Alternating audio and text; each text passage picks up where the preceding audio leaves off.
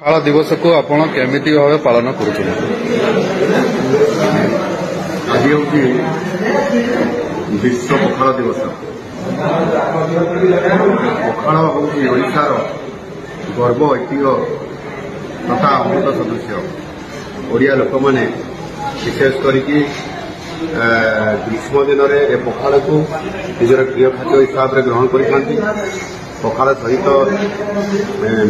पखाल दही मिसी जाए एवं यह सहित आपंकर बड़ीचूरा कलरा भजा शाग भजा एवं यह सहित आपंकर माछ भजा होता है एवं विभिन्न प्रकार भजा सब मिसिकी खाद्य प्रस्तुत होता है जहाँकि यह अति सुस्वादिष्ट एवं देहपाई हितकारक।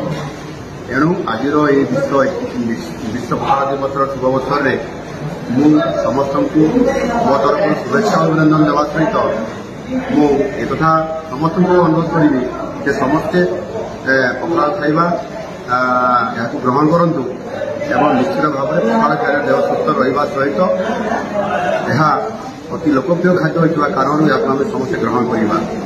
आज विश्व पखाल दिवस अवसर में मो तरफ ये मात्र संदेश मुझे विश्व पखाल दिवस समस्त